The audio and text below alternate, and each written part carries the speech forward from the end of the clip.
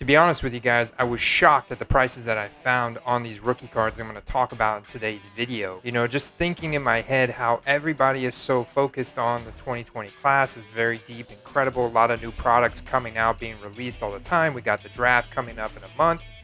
But we've had another draft class a few years ago that was absolutely incredible as well. And there's a ton of deep talent, guys that are still playing at super elite levels in the NFL. I'm sure you can imagine which draft class I'm talking about and where I'm going.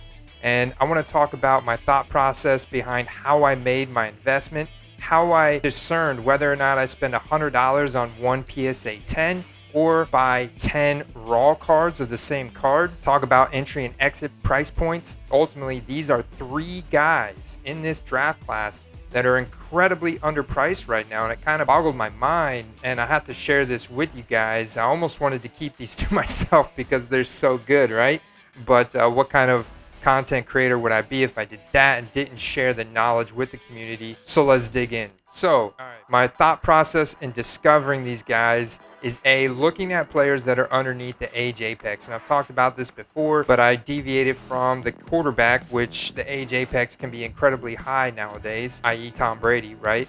But looking at running backs and wide receivers and their age apex, and looking at the supply and demand, you know, talking about 2020 rookies and 2020 cards, there's a lot of cards that are being introduced into the marketplace. There was tons and tons of Optic being released into the marketplace right now, and pretty soon Select, and we just had Prism at the end of the year, and before that you had Mosaic and Donruss and these other secondary sets from Panini. There's so much supply flooding the marketplace that on some of the players demand is keeping up, which is keeping prices high, right? And some cards are just extremely scarce. They're numbered, they're RPA'd, they're very rare cards to begin with, so that keeps demand high. But if you truly want to get a sense of where cards are like after cards have settled down and their price points, you have to go back a few years.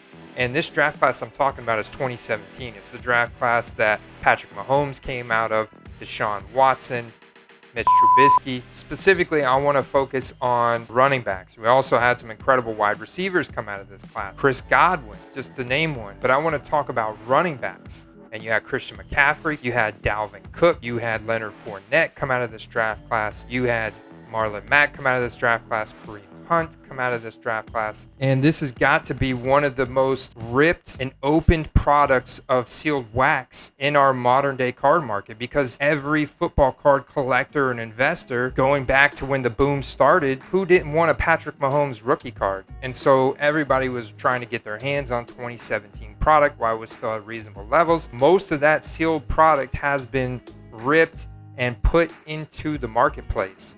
And so most of the 2017 product that you're going to find has had a chance to balance itself out, the supply to balance out with the demand, so you can really get a sense of the price points of different players. So then what I did was I looked at each one of these players' age and their speed score, looked at their athleticism, and then looked at their team scenario and what their free agency and what their contract situation is going into 2021. And almost all of these guys are under the age apex still by a couple years. The three guys that stuck out to me when I compared prices with Christian McCaffrey, Dalvin Cook, and Alvin Kamara, compared their rookie card prices, their Prism, which in this year, all 2017 base Prism rookie cards are also silver. So all their base Prism silver rookie cards with Leonard Fournette, Kareem Hunt, and Joe Mixon and Marlon Mack, you see a huge price disparity there. And I can't believe that price disparity is so big on Leonard Fournette because he just won the Super Bowl with the Bucs. But he was a critical component. He played absolutely phenomenal throughout the playoffs, the end of the season, the playoffs, and the Super Bowl for us. Made huge plays, huge runs, huge catches, huge plays. And this guy was a Heisman Trophy winner in college, going back to his days at LSU. And drafted to the Jacksonville Jaguars with very high draft capital. Yeah, and he was stuck in that Jacksonville Jaguars system. He had a little injury issue, but not major. You look at his injury history here, his athletic profile. But he was on a Jaguars team that not been known for their offensive line. He still was a prototypical bell cow when you look at his size and athleticism. And that's why the Bucs, driven by Tom Brady, signed him at the drop of a hat at the beginning of the 2020 season, his rookie card prices shot up tremendously when that happened. And since then, they flattened out because we have a depth chart in Tampa at running back. We got Ronald Jones. We had LaShawn McCoy, the old veteran there, but he's still kicking it. We had Keyshawn Vaughn that we took in the draft this past year. And so he's got a nice little size and athleticism report from college, an all-purpose skill set. But Leonard Fournette has got considerably more explosiveness and burst than Keyshawn Vaughn. He's got better catching ability than Ronald Jones. And he's got the size and speed and the college dominator rating to be a Christian McCaffrey bell cow in the NFL. And we finally saw that in the playoffs and the Super Bowl. And Leonard Fournette is due to be paid in 2021, whether he gets an extension with the Bucks, which would be incredible. I would like that, but I'm not sure that will happen. Could very well end up on a big market team. There's a lot of teams that need his size and athleticism, and with his rookie cards the price the way they are and his age at 26 years old, I compare his rookie card prices to Christian McCaffrey, Alvin Kamara, and Dalvin Cook, and see there's a considerable disparity there, even though Leonard Fournette has a speed score up there with the best of them. You know, that height, weight, adjusted speed score with his 40-yard dash and his burst and his agility and his receiving skills.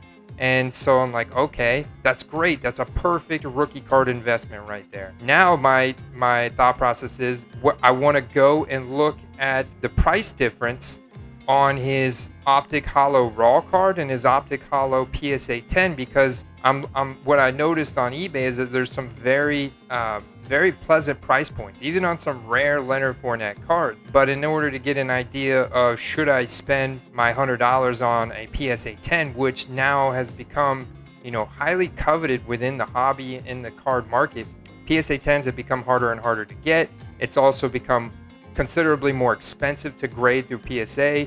The turnaround times are a lot longer, so PSA 10s that are already in the marketplace of incredible athletes like this are going to go up in value. It's only a matter of time that those PSA 10s, regardless of what set and card it is, go up in value just because they're harder to get. And when you look at the pop reports, you can see that. When you look at the star stock grading submission results, you can see that even, you know, only 40% of star stock A's got the PSA 10, 52% 9s. It's still a 92% chance of that raw card getting the 9 or a 10, but only a 40% chance that raw card gets a 10. So the price difference, if that price difference is within, say, 3 or 4x of what the raw card is selling for, then I think you should spend up and get that raw card, considering, you know, take the pop report into consideration, but also look at what the pop report and the average resale value of Christian McCaffrey, Dalvin Cook, and Alvin Kamara PSA 10 of that same card are trading at. And when you do that and you see that price disparity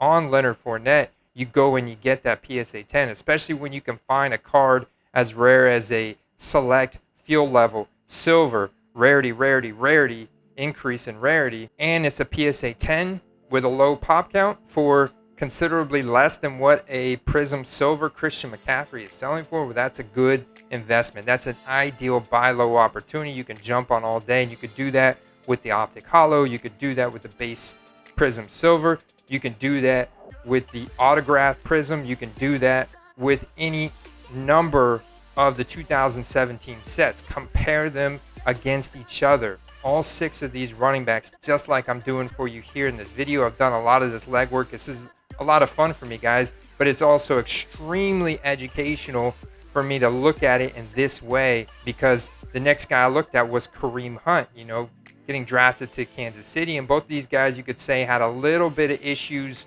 off the field, in the locker room, with the coaching staffs, in their personal life. But look at their 2020. Look at the performances they put together on the field in 2020 to set themselves up for 2021, still under the age apex. And you compare their prices. When you look at their film, you look at their athleticism, their size and athleticism, going all the way back to high school, college, and now pro. And then you look at the supply and demand of their card compared to, you see Kareem Hunt is another awesome buy low opportunity. Pretty much all of his cards. And then you can look at Marlon Mack and see he's another incredible buy low opportunity, a guy that's probably going to get a big opportunity this year in 2021 now that, he's not really needed in Indianapolis anymore. And I'm sure that a team is willing to pay a nice premium for Marlon Mack's size, athleticism, his receiving ability, his all-purpose skill set, right? He's still under the age apex. That's a critical component of my thought process here. And so the third guy I looked at, even though his team scenario is not great, they do not have a good offensive line. Their offensive line, in fact, got Joe Burrow's knee completely obliterated in 2020, and Joe Mixon himself struggled with a little bit of injury. But you look at his player profile, and you look at his athleticism, you look at his size, you look at his closest comparable player, comparing athletic and efficiency metrics and production metrics from college, and that's Ezekiel Elliott. And this guy is going to get peppered with targets from Joe Burrow in 2020 if he makes a comeback. If he doesn't, whoever the quarterback there is in Cincinnati is going to be checking down to Joe Mixon a lot. A healthy Joe Mixon is an explosive, athletic, all-purpose skill set Joe Mixon, and he's arguably got cheaper cards than Leonard Fournette, Kareem Hunt, or Marlon Mack. So I actually gave you 4, but these guys, what I love about it, again, is the fact that their supply and demand on their 2017 cards has had a chance to completely balance out and settle in the marketplace. It's not like people are just ripping tons of 2017 product, new sets, new boxes on a daily basis. 2017 sealed product, now NFL product, is very expensive because of how good Patrick Mahomes is, because of how good Deshaun Watson is from that same class. So you want to take advantage of these buy low opportunities because news comes that Leonard Fournette signs with the Seahawks, the Steelers. I don't know, whoever it is, Another guy I can even throw out there is Aaron Jones from the Green Bay Packers. And you look at freaking AJ Dillon, man. The guy's an absolute beast. Now, the word on the street is he can't catch the ball very well. Similar story to Ronald Jones, right? Beast, downhill runner, can't catch the ball well. But it's yet to be seen, really. And with as good as his running is, a lot of people are taking flyers on AJ Dillon rookie cards right now for good measures. He's got a speed score, height, weight adjusted score that's off the charts. But Aaron Jones is an incredible athlete. He's got those intangible assets. He's also got the elusiveness and the burst and the receiving ability and the all-purpose skill set to make an incredible all-purpose running back in the NFL under the age apex. Again, another guy, 5 guys that are buy low right now, 2017 rookie running backs, and take your pick, guys, underpriced like you would not believe. I'm most bullish about Leonard Fournette, but very bullish on Kareem Hunt, very bullish on Joe Mixon, very bullish on Marlon Mack, as you guys have seen me in past mail days, and very bullish on Aaron Jones. And save those searches. Go into eBay, do a search for the 2017 Optic Holo Leonard Fournette. Save that search. So every morning, whenever you get that notification on your phone of the new search results, you open it up, bingo, you see the new listings if there are any. Otherwise, hunt down all the existing listings, cross-reference them with the other incredible athletes from that year that those guys are playing up to par with, and go ahead and target the guys that are half of what those guys are trading. And if you find those guys at half of what their peers are trading at, bingo, you found your buy low. And if you've got the capital to go ahead and get you a PSA 10 for under $100, half of what the PSA 10s are trading for those guys, and the PSA 10 is only 2 or 3 times, or maybe even 4 times more than what the raw card is, get the PSA 10. If it's 5, 6, or more X over the raw card, then, a great thing is to consider that raw card, especially when they're rare raw cards. They've got the serial number, they've got the autograph, they've got the RPA to, solidify their scarcity in their print run. You know exactly what it is. So that card's just not going to magically start popping up everywhere. Go ahead and then get that raw card and hold on to it and figure out hey, you can easily flip these raw cards. Especially, dude, if you can get an Optic Holo for under $10, that card is going to go up 3-4x by the beginning of the season whenever there's hype around these guys. Same thing with that Prism Silver, field level silver. Apparently there's a whole chase around that field level silver. I may or may not have got myself a PSA 10 field level select silver Leonard Fournette. We'll see in the upcoming mail day. Stay vigilant, guys. Let me know what you thought about this video. Thank you so much for watching. Hope you guys learned something. See you in that next video. Peace.